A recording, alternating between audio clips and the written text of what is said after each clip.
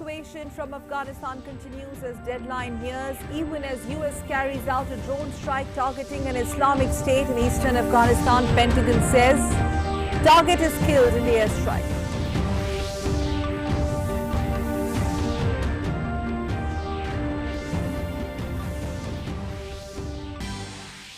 US tells citizens to leave Kabul airport gates immediately.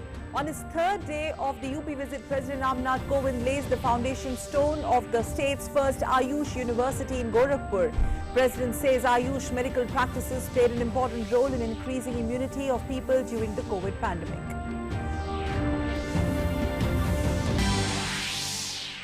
Government flagship financial inclusion program, Pradhan Mantri Jan Dhan Yojana, completes 7 years today. Prime Minister applauds the untiring efforts of all those who have worked to make the scheme a success. Prime Minister calls it an initiative that forever transformed India's development trajectory.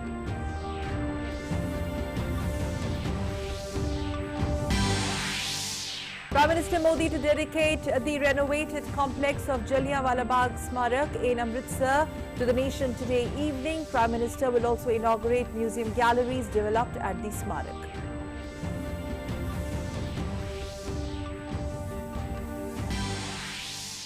Union Home Ministry directs states and union territories to strictly follow COVID protocol. In a letter written to states and union territories, Union Home Secretary has urged to issue strict directions to the districts and local authorities to take necessary measures for management and containment of COVID-19.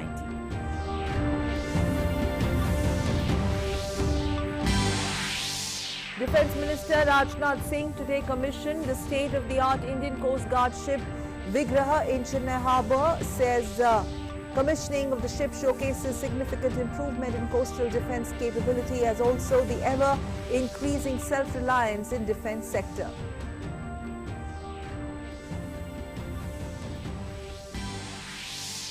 Big victory for India in Tokyo Paralympics. Paddler Bhavina Patel beats China's Miao Zhang 3-2 to storm into the gold medal in table tennis women's singles class 4. Sports Minister Anurag Thakur wishes Bhavina good luck for the final.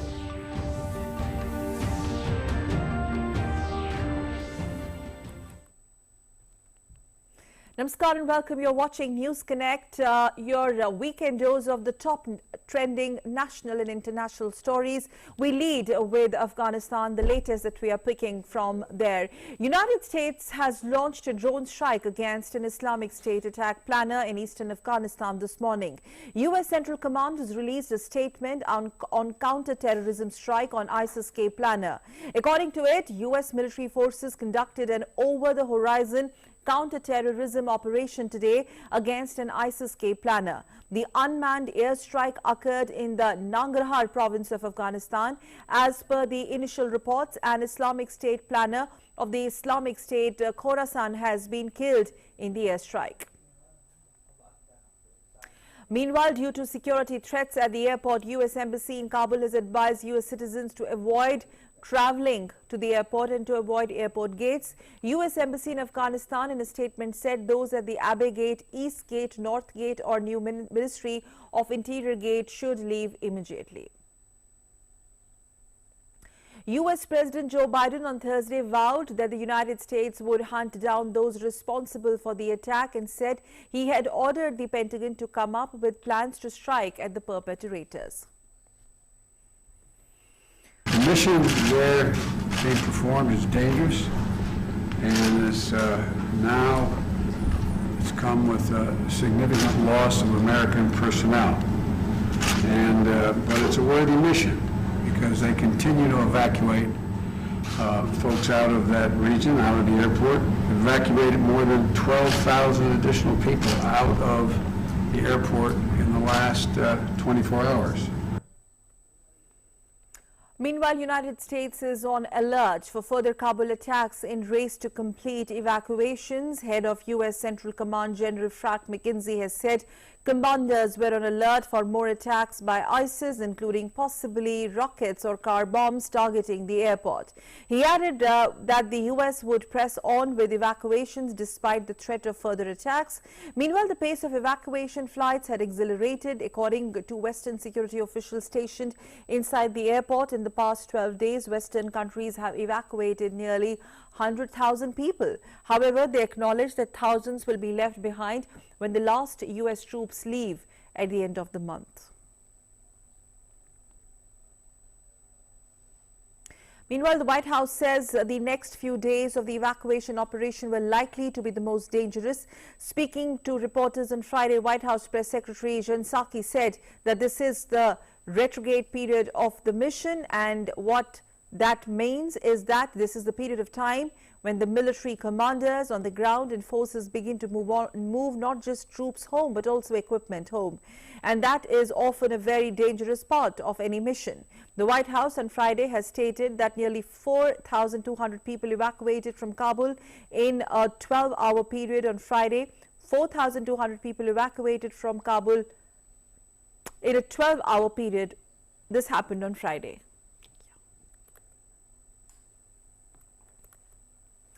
A day after the deadly bombings outside Kabul airport that killed over 100 people and left dozens injured, the Pentagon said the attack was carried out by one suicide bomber. Pentagon spokesman John Kirby told reporters during a briefing that the United States believed there are still specific credible threats against the airport. Kirby, however, added that Taliban are not in charge of any part of the military operation or military section of Kabul airport or its gates, which remain under US military control. The US, meanwhile, continued to press on into the final days of airlift from Afghanistan amid tighter security and warnings of more possible attacks.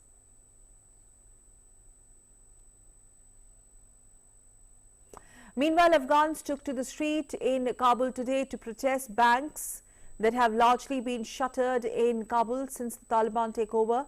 Dozens of protesters were marching near the main office of the new Kabul bank. With the Afghani currency falling sharply, many banks are still shut and food prices rising quickly. Daily life has become much more difficult for many Afghans since the dramatic collapse of the Western-backed government this month. It comes as the US launched a drone strike in Afghanistan, apparently killing an Islamic State planner after the group claimed a deadly bombing outside Kabul airport as Western forces running the airlift braced for more attacks.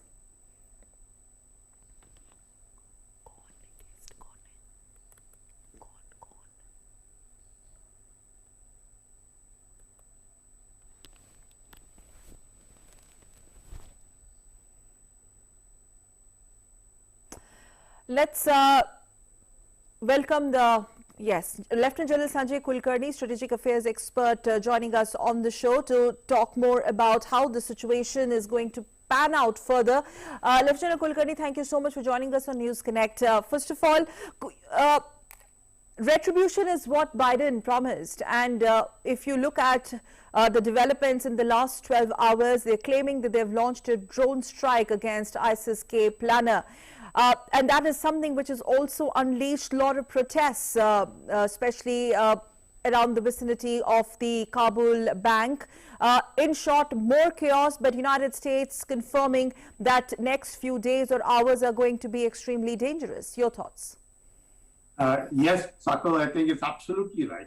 The next few days are bound to be very critical, very crucial, and primarily because after what is the kind of suicide bombing that has taken place just outside the Kabul airport, and the way the evacuations are still going on, I must say, are absolutely very, very creditable despite the situation being so bad. But the way the United States, the president promised to have taken action, and he has taken action, and with the drone attack, probably the one who was involved, the mastermind of the ISIS-K, who was responsible for the suicide bombing, has been targeted, and nobody else has been targeted, because after all these what we term these drones have an absolute pinpoint accuracy, and that is the pinpoint accuracy which leads to just the destruction that they are required to cause, and that has led to that man being eliminated. Obviously, there is a huge kind of I would say a breakaway group of the Taliban the involvement of the ISI in the entire thing, because the Haqqani network, because the ISI is what is responsible and is entirely responsible for running the University of Radicalization and what they call it the seats of learning, the various madrasas that they have. And from these madrasas are springing up, whether it is Al-Qaeda, whether it is Taliban, whether it is the ISISK, or whether it is Jaish-e-Mohammed, anybody and everybody is originating. This learning is the same, radicalization, that's it. The goals may be different. The goals of the ISISK is obviously a caliphate. They're not looking at boundaries for the Islamic caliphate. Where the goal of the Taliban is an Islamic emirate. They're looking at boundaries. That means the state of Afghanistan is what they are responsible, and they would like to rule over Afghanistan. Whereas ISISK doesn't have that. It has it encompasses in its caliphate parts of Iran, parts of the Central Asia, parts of Pakistan, even parts of India. And therefore, it's a very dangerous game which the ISISK is trying to play. And hence, it is extremely crucial. And the 31st August deadline is what is really bothersome, because obviously the Taliban gets targeted by these fringe group basically because they feel that they're calling Taliban as a Mullah Bradley, because having negotiated with Americans, and therefore this kind of a power struggle which is now on, because who would be the one leading? But if you look at it, the way things are for India, I would put it this way, because of Masood Azhar having gone down to Kandahar. Yes. Reverend Kulkarni will talk about the implications on immediate neighbors a little later, and implications for the world also, sir. But before that, since we are trying to put in perspective the latest developments, now nations continue to scramble as far as this last leg of evacuations are concerned, and US, if you look at the Jen Psaki's statement, I mean, they're clearly the panic button is on, especially post these twin terror attacks.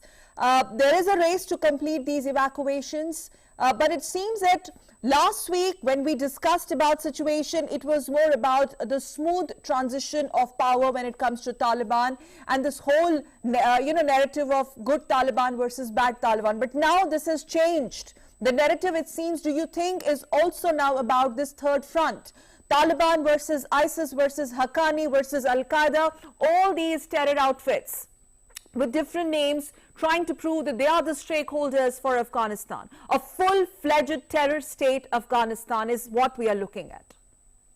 Definitely, Sakal. Absolutely. What you said, you hit the nail on the head. All these groups are wanting to compete for that power, and that is the power center being what it is. And therefore, the panic button is obviously pressed. Now, you can see the kind of demonstrations that are being shown on the screen. What is it indicative of? That a common man over there also seems to be into tremendous trouble. The banks aren't working. Inflation is sky high. And therefore, there is real problem that is occurring on this in Afghanistan per se. Taliban has yet not taken control. The airport is in complete control of the United States. The various fringe groups are also moving in and around the thing. So there is a tremendous amount of chaos which is there at this point of time.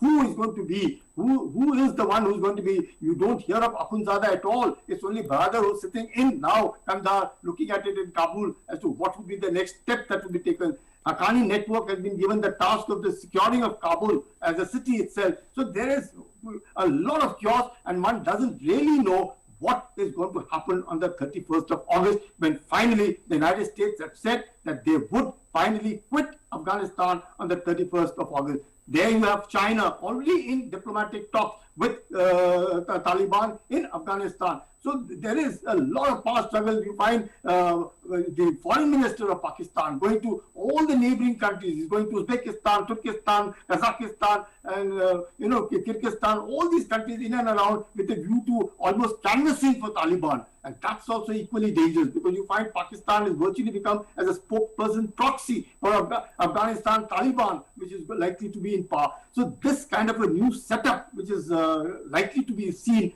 one is yet to keep its fingers crossed as to what would happen. And therefore you find, despite threat, despite Americans being telling that don't come anywhere close to the airport, you see thousands of them coming. They are not really concerned. They know in any case after 31st of August it's hell. might well as get out of Afghanistan if they Has can this help it. changed the way, the world now will look, or perhaps is looking already at United States of America under Joe Biden? Many would call it a fall from grace.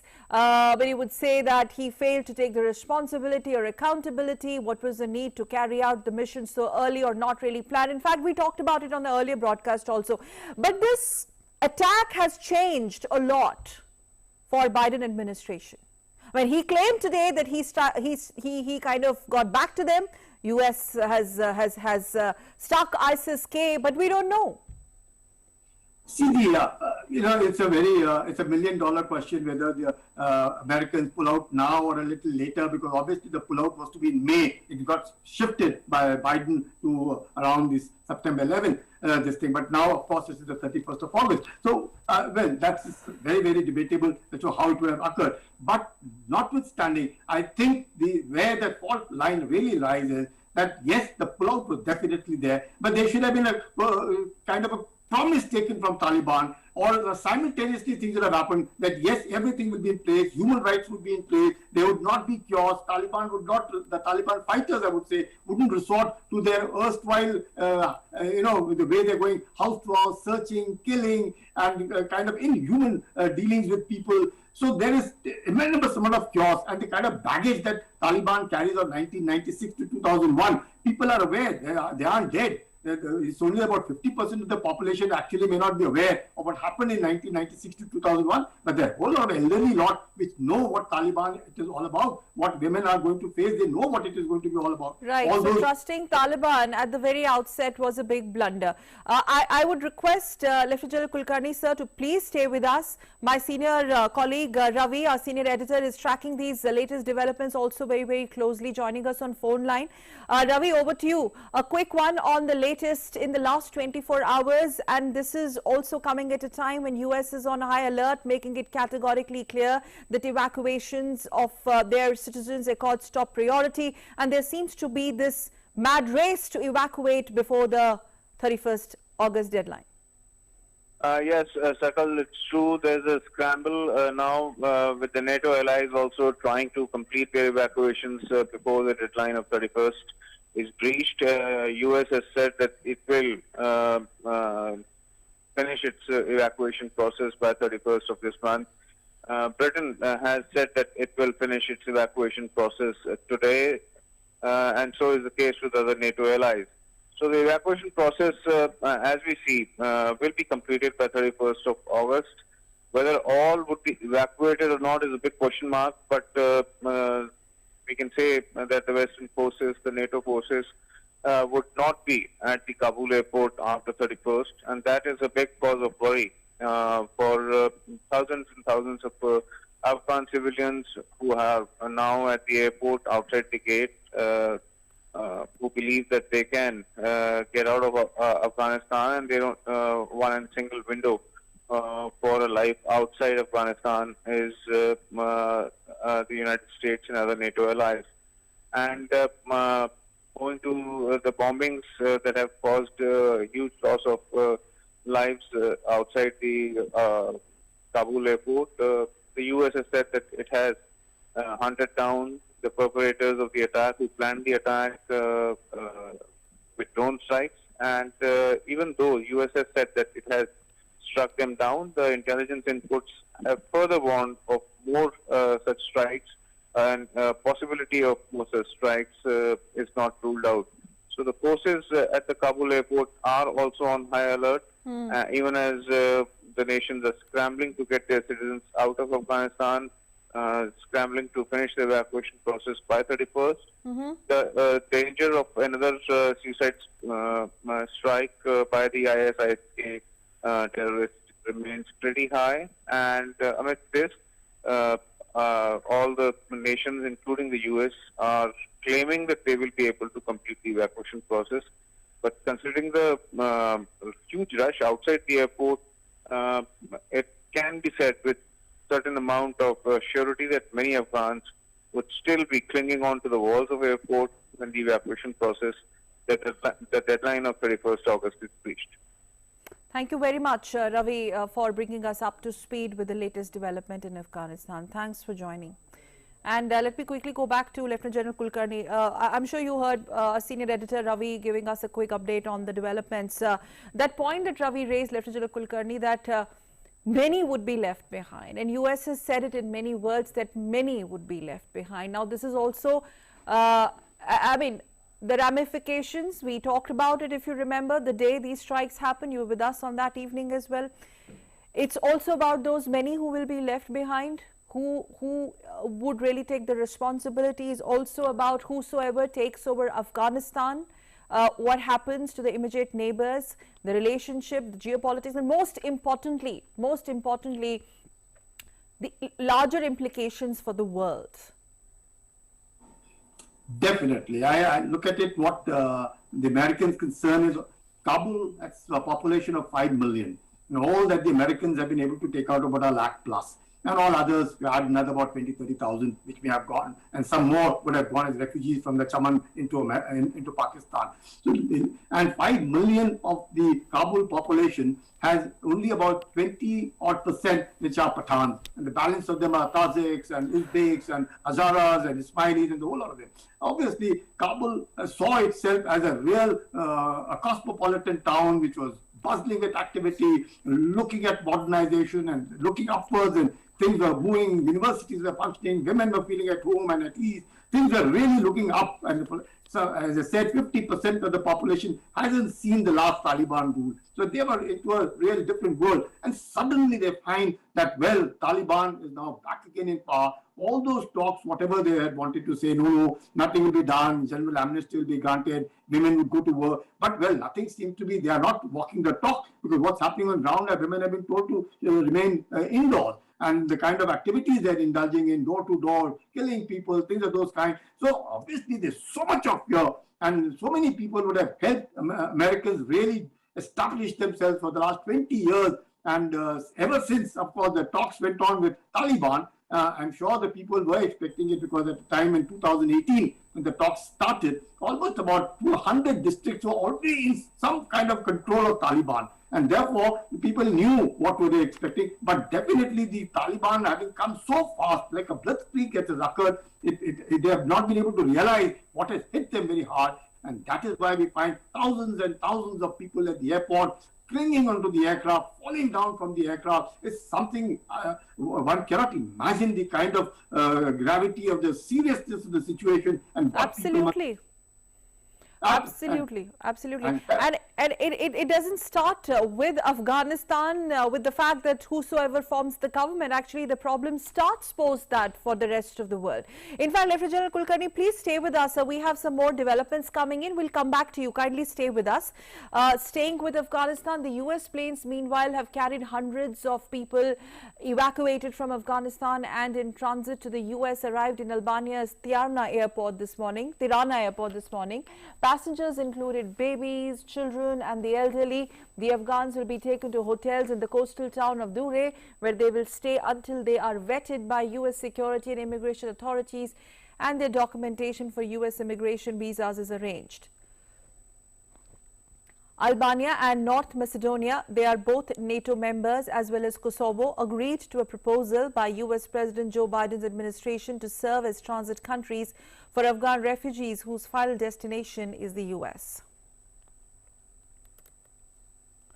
Australia is also committed to bringing at least 3,000 people from Afghanistan over the coming weeks and months as part of the earlier announced humanitarian program. According to Home Affairs Minister Karen Andrews, Australia stopped evacuation flights from Afghanistan on Friday after an Islamic State suicide attack killed scores of civilians and 13 US military personnel in an attack outside the airport in Kabul. Prior to the deadly attacks outside Kabul airport, Australia's forces evacuated 4,100 people from Afghanistan. Of that, 1,035 have already arrived in Australia. Meanwhile, the Australian government has closed its embassy in Afghanistan and has withdrawn its staff. However, there are many civilians stuck in the country waiting for their return to Australia. Our work clearly in Afghanistan is not complete. We are continuing to make sure that we are supporting those people who we have evacuated from Afghanistan through to Dubai and now through to Australia. Our efforts are clearly focused on resettlement and settlement here in Australia. Over the coming weeks and potentially months, we will be committing to bringing 3,000 people here from Afghanistan as part of our humanitarian program. So that work is underway and it will continue. Meanwhile, British soldiers began arriving back home today as the UK ended its evacuation from Afghanistan. The first of the last remaining flights carrying British troops from Afghanistan arrived at RAF Norton in Oxfordshire. The 256 troops from the 16th Air Assault Regiment arrived. As the Armed Forces Chief General Nikata said, British troops will end their evacuation of civilians from Afghanistan on Saturday.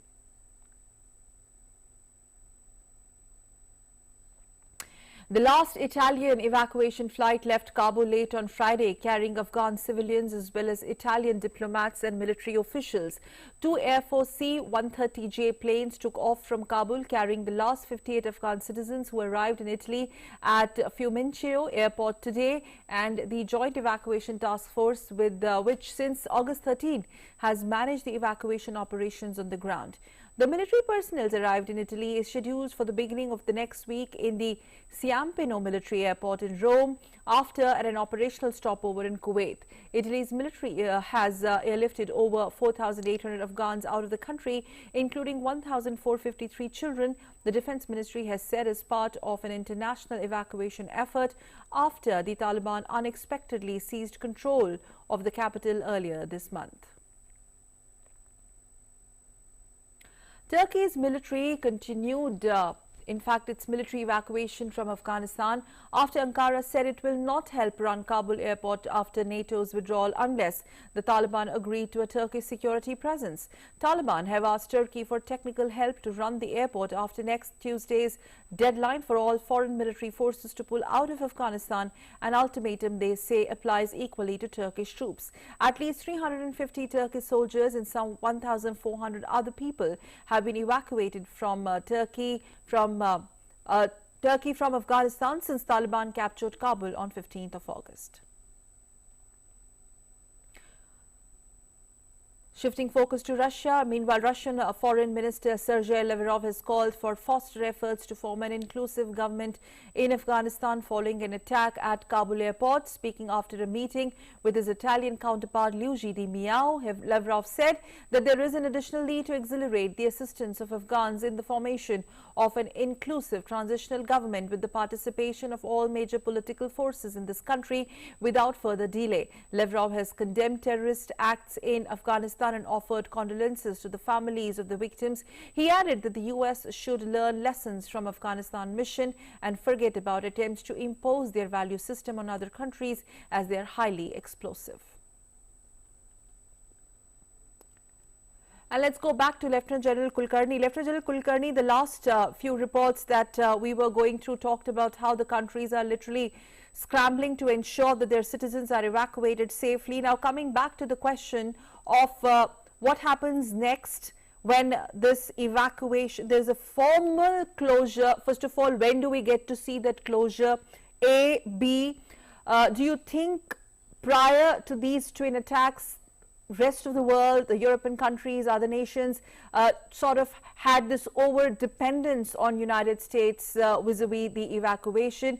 And 3, has Biden left them disappointed? Remember the first reaction that we got from France, and also prior to that, Tony Blair and Boris Johnson and many others also kind of came up with a slant criticism of the way this was carried out. The troops withdrawal. Yes, Sakal, I would look at it.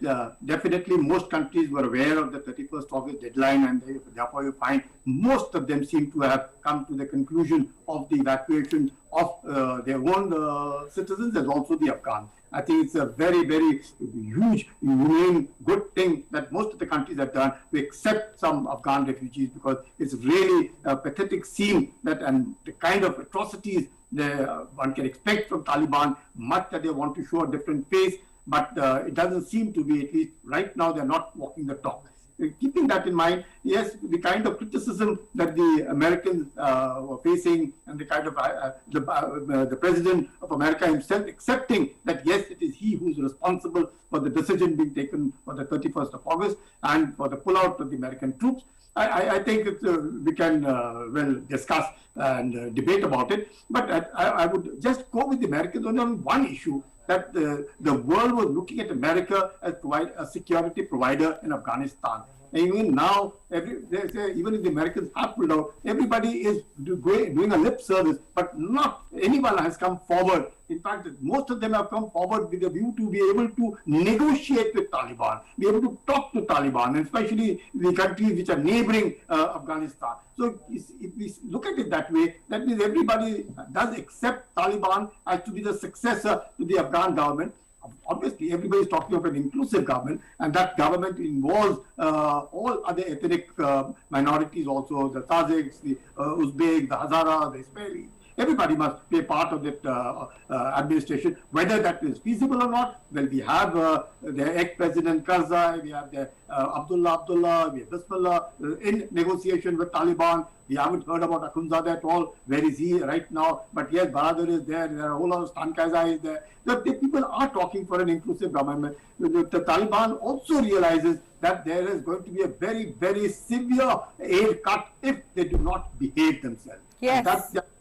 Quite aware of it, that the way, and especially the bombing has been done with a view to, I would say, ruin the Taliban image to what they were wanting to project a good image of themselves. Taliban's image has been ruined by their own conduct. It has been ruined by the way they have been behaving almost like a terrorist organization even now, despite they are being given a chance to form a government. Imagine a terrorist organization being allowed to form a government of Afghanistan, for which almost for the last 30, 40 years, there's been chaos over there. And chaos and chaos and chaos. And Pakistan is ensuring that the chaos gets further worsened up by wanting to be part of Afghanistan, to be training people, and then the Musharraf comes forward and says, no, we've been training Mujahideen, we've been training Taliban, we've been training all these jihadis only for the Americans and only for the world to ensure that nobody, no terrorist organizations come up in Afghanistan. And what happens at the end of it? The ones whom they train are the ones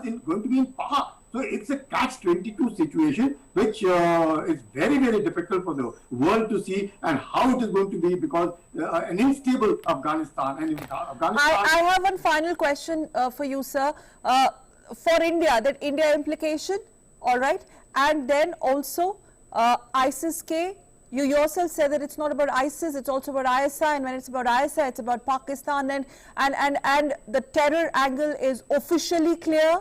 And why are countries falling short of calling out Pakistan, naming and shaming Pakistan? Terror vis-a-vis, terror organizations, Pakistan allowing these terror organizations emanating from their own soil. They have been on denial mode, nobody buys that, they are on the FTA list, we all know. But after these attacks, do you think there should have been some sort of noise about it? Sakal, this is really, I would say, something which puzzles the entire world. Everybody knows that Pakistan is the place from where the terror is originating. If it has to be resolved and solved, it is Pakistan which alone can resolve and solve the issues which are happening in Afghanistan. But despite that, they seem to be able to, by their the way they've been able to fool, and so much so that the American President Trump said that we pumped in millions and billions of dollars into Pakistan only to be fooled by this country, and they have continued to remain the hub of terrorism. And Pakistan continues to use terrorism as an instrument of state policy. Pakistan itself realizes it, that in their own country, Pashtunistan had become a kind of a thing which Zulfikar Ali Bhutto was wanting to resolve it, because the Durand line is something with the Afghans. Even the last Taliban government, wherein the ambassador of Pakistan, when he went to present his credentials,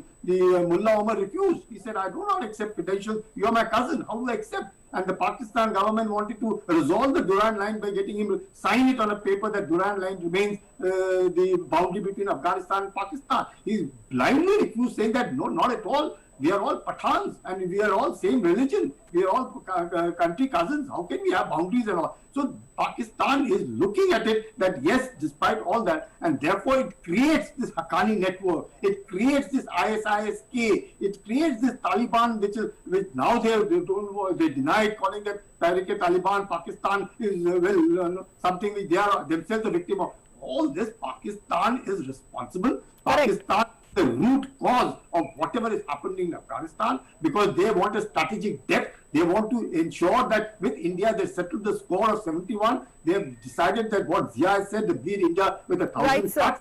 And this is where we need to be careful. We have to ensure, because we've had this Masood Azhar go and meet Baradar in Kandahar. We cannot allow the kind of celebrations that have taken place in POK after the Taliban fighters have switched over in Jaish-e-Mohammed and Lashkar-e-Taiba looking at it this way. And therefore, our alertness, our surveillance, ensuring our the anti-infiltration grid, we must not allow. In any case, I'm sure the security forces are up and about in ensuring that the spillover doesn't take place, but definitely the things we would have much liked Afghanistan to be a peaceful country, much more peaceful than Pakistan would. But that is not likely to happen because of Pakistan's intentions, which are anti-India, and their entire hatred for India, the Kashmir agenda of Pakistan, which is going to make this area a little unstable, as I see from the Pakistan, which is responsible for what is happening in Afghanistan today. Right, sir. We'll leave it there. Many, many thanks, Lieutenant General Kulkarni, sir, for joining us on the show. It's always a pleasure talking to you. Thank you. And on News Connect, it's time to slip into a very short break. When we come back, we have more news and updates, national news on the other side. Namaste India. Namaste land. Marhaban ila al-Hind. Zari India. Salam India. Namaste India. Namaskar Bharata.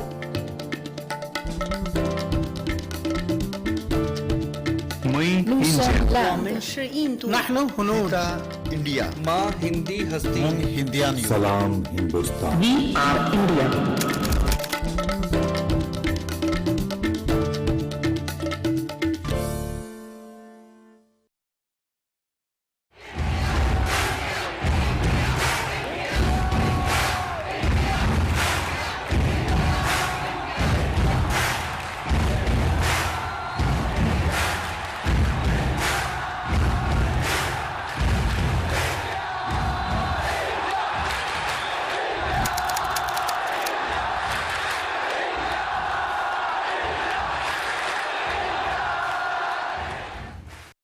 Your window to rising India. India's voice on global platforms. Latest news from India and around the world. In-depth analysis of global headlines. Watch DD India in your country. Available for downlink in all Southeast Asian countries. STTV broadcast is available through the satellite GSAT 17 at 93.5 degrees east. HDTV broadcast is available through the satellite GSAT 10 at 83 degrees east. For technical details, scan here. Switch to DD India now. Thanks for staying with us. You're watching News Connect. Well, news back home after Afghanistan. Let's talk about the top national stories this Saturday. The government's flagship financial inclusion program, Pradhan Mantri Jan Dhan Yojana, completes 7 years today. The scheme was launched on this day in 2014 with an aim to provide universal access to banking facilities to the people across the country. And under the scheme, bank accounts are being opened with minimal paperwork and zero balance. Indigenous debit cards are being issued for cash withdrawal and payment at merchant locations with free accident insurance coverage of 2 lakh rupees. Besides this, other financial facilities including micro insurance, overdraft for consumption and micro pension are also being offered. Prime Minister Narendra Modi has expressed a lot of happiness on completion of 7 years of Pradhan Mantri Jan Dhan Yojana. Prime Minister has applauded the untiring efforts of all those who have worked to make Pradhan Mantri Jan Dhan Yojana a success. In a series of tweets, the Prime Minister said, and I quote, "Today we mark 7 years of Pradhan Mantri Jan Dhan, an initiative that has forever transformed India's development trajectory. It has ensured financial inclusion and a life of dignity as well as empowerment for countless Indians. Jan Dhan Yojana has also helped further transparency. I would like to applaud the untiring efforts of all those who have worked to make Pradhan Mantri Jan Dhan a success. Their efforts have ensured the people of India lead a better quality of life."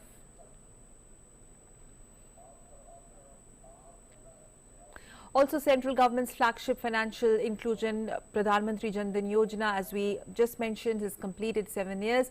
Union Finance Minister Nirmala Sitharaman today interacted with women self-help group members trained in handicrafts under Micro Enterprise Development Program of NABARD in Tripura. The Union Finance Minister addressed a conference in Tripura. She spoke about how beneficial the Yojana has been for people from all walks of life in the years that have passed. 7 साल complete हो रही है प्रधानमंत्री जन धन योजना का। 7 years ago, मतलब 2014 में प्रधानमंत्री जी सरकार बनाने के बाद प्रधानमंत्री जन धन योजना का एकदम जोर दिया। उसके वजह से हर गरीब के पास एक बैंक अकाउंट हो, उनके हाथ में एक रुपए कार्ड, डेबिट कार्ड हो, इसके लिए बड़ा सा एक अभियान चलाया। वो अभियान आज 7 साल हो रही है उनका। Sitharaman further said that the Pradhan Mantri Jan Dhan Yojana has been the foundation stone for people-centric economic initiatives and that women have been majorly benefited by the scheme of the government, especially during the time of the COVID-19 lockdown. ये प्रधानमंत्री जन धन योजना जो छोटे स्तर पर तक पहुंच करके हर एक भारतीय नागरिक को, गरीब हो, मध्य वर्ग के हो, उन सबको अकाउंट देने वाले काम किया। जब लॉकडाउन हुआ, सब घर में बैठना पड़ा। उस पीएम जन धन खाते के द्वारा सीधा अकाउंट में महिला के लिए प्रधानमंत्री जी 1500 रुपया सीधा उनके अकाउंट तक पहुंचाया। आप सब में भी बहुत सारे ऐसे महिला होंगे जिसका उपयोग में आया हुआ amount. And speaking about the Tripura Grameen Bank, she said that the rural bank has overachieved its targets in providing loans and financial help to many self-help groups. Tripura ग्रामीण बैंक का टारगेट 4179 है। वो क्या अचीव करते हैं? 5351 SHG groups को पहुंचते हैं और उनको जो मदद देना है वो देते हैं। और एक्चुअली लोन डिस्पर्स कितने ग्रुप के लिए? 5351 अमाउंट लाख रुपीस में हुआ, मगर 5761 ग्रुप्स को वो पहुंचे, उनको लोन डिस्पर्स भी किए हैं। कुल मिलाकर 8256 लाख ऑफ रुपीस वो लोन के नाम पर त्रिपुरा ग्रामीण बैंक देते हैं। Prime Minister Narendra Modi will today dedicate the renovated complex of Jallianwala Bagh Memorial to the nation. He will also inaugurate museum galleries developed at the memorial. Event is set to showcase multiple development initiatives taken by the government to upgrade the complex. Prime Minister Narendra Modi on Saturday will dedicate the renovated complex of Jallianwala Bagh Smarak to the nation via video conferencing. He will also inaugurate museum galleries developed at the Smarak. 4 museum galleries have been created in the renovated complex through adaptive reuse of redundant and underutilized buildings. The galleries showcase the historical value of events that unfolded in Punjab during that period with the fusion of audio-visual technology, including projection mapping and 3D representation, as well as art and sculptural installations. Apart from this, A sound and light show has been set up to display events that happened on 13th April 1919. Elaborate heritage restoration works have been carried out in sync with the local architectural style of Punjab. मैं धन्यवादी हूँ प्रधानमंत्री नरेंद्र मोदी जी का कि जिन्होंने उसके लिए 20 करोड़ का budget दिया और ट्रस्ट को ये काम दिया। हमने एक तो लाइट एंड साउंड शो आयोजित करने जा रहे हैं जो पंजाबी में होगा, इंग्लिश में होगा, हिंदी में होगा, तीनों लैंग्वेजेस में होगा ताकि विजिटर्स जो आ रहे हैं वहाँ पे वो इसकी पृष्ठभूमि जान सके। The Shahidi well has been repaired and restored with a redefined superstructure. The heart of the Bagh, the flame monument, has been repaired and restored, water body rejuvenated as a lily pond, and the pathways made broader for better navigability. Several new and modern amenities including redefined paths of movement with appropriate signages, illumination of strategic spots, landscaping and hardscaping with native plantation, and installation of audio notes have been added throughout the garden. Also, newer areas have been developed for housing the Salvation Ground, Amar Jyot and Flag Mast. Restoration of the Jallianwala Bagh complex will ensure that the youngsters and the generation next can learn from the history and can create new India. With camera person AK, Arun Sharma, Doordarshan News, Jallianwala Bagh. Let's quickly go across to Arun Sharma, who joins us live from the very complex Jallianwala Bagh in Amritsar. Arun, we saw your report, but I'm just going to throw it over to you. Take us through what is expected when Prime Minister inaugurates Jallianwala Bagh later, the renovated complex later in the evening, the significance of this event, the message that it sends across. All right. So, Sakal, this Jallianwala Bagh Smarak primarily is a very significant, primarily Smarak in the history. And importantly, there was a long pending demand as to that the renovation should take place of this Smarak.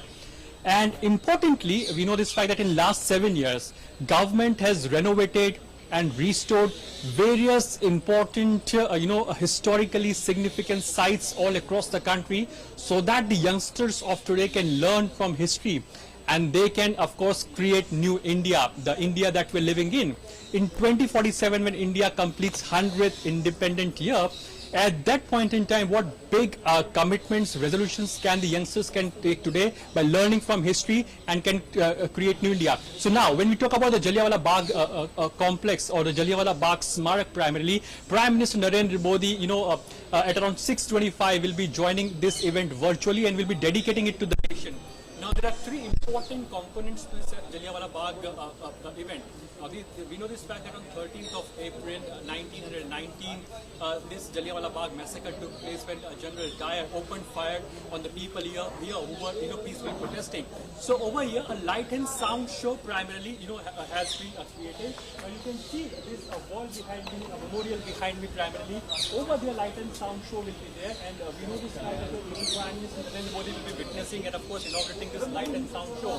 Second important aspect of well over here, you know this fact that hundreds of Indians who were peacefully protesting in 1919 at the point in time, they jumped in this well and close to 120 bodies were recovered from this well. So this well has also been renovated.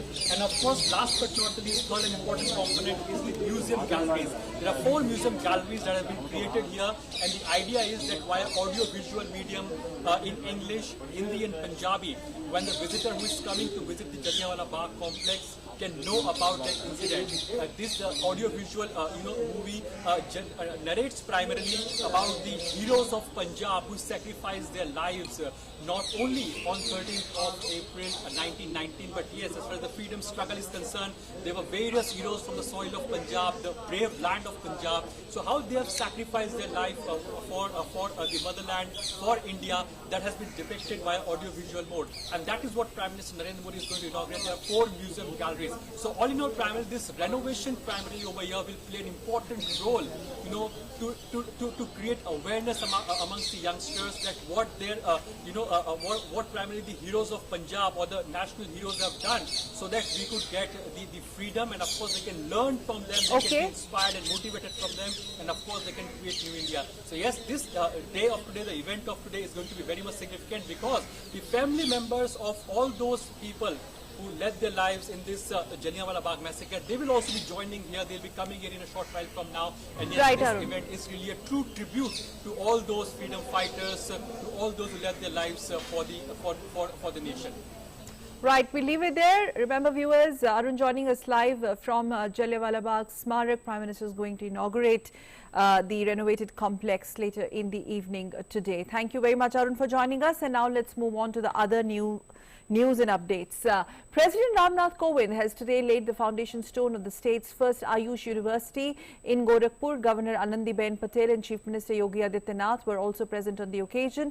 On the third day of his visit to UP, the president laid the foundation stone of the state's first Ayush University in Gorakpur. He said that the central government established a dedicated Ayush University in 2014 to promote traditional Indian medical practices. President also added that it is heartening to know that UP also established a dedicated Ayush department in 2017, and now Ayush University will come up in the state.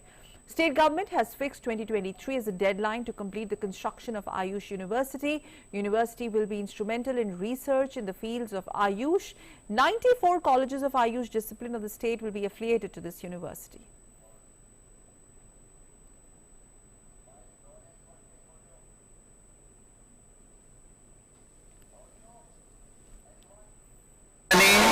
सिद्ध और homeopathic चिकित्सा पद्धतियों, जिन्हें सामूहिक रूप से आयुष के नाम से जाना जाता है, के विकास के लिए निरंतर प्रयास किए।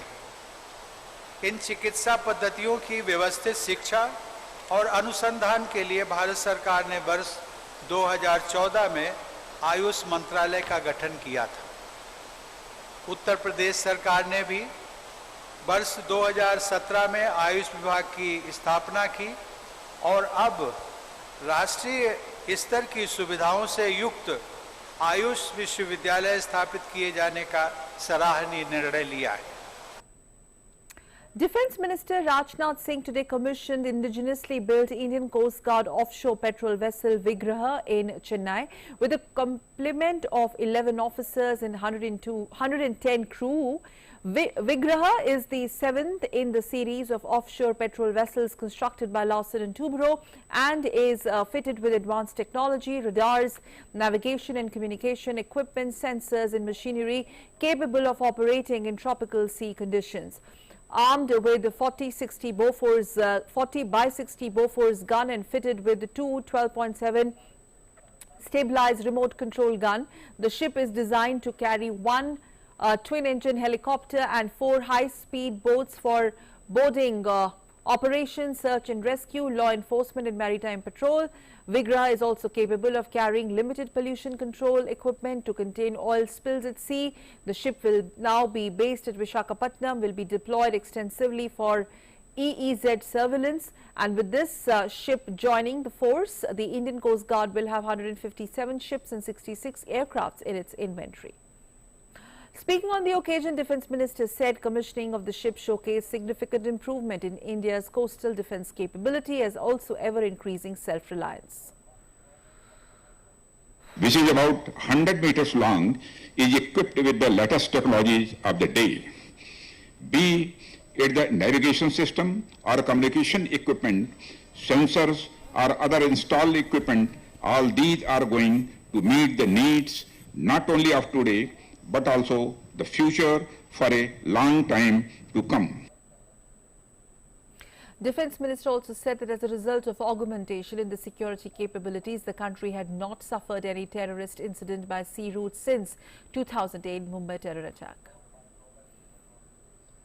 The Coast Guard has always been ready to extend help our neighboring countries in line with the spirit of inclusiveness. During the fire on the heavy cargo tanker New Diamond last year and the cargo ship Express Pearl this year, you have provided active and timely assistance to Sri Lanka. Ministry of Home Affairs has written letters to states and union territories to ensure compliance to the containment measures for COVID-19. The MHA order is conveyed by the Ministry of Health and Family Welfare dated 28th June 2021 will remain in force up to 30th September 2021. The operative portion of the letter states that the states, union territories have been asked to implement necessary preventive measures under the Disaster Management Act 2005.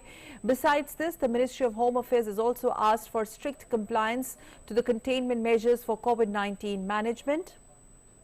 The overall pandemic situation at the national level now appears to be largely stable except for the localized spread of virus in few states. Moreover, it adds the total number of active cases and high case positivity in some districts continues to remain a matter of concern.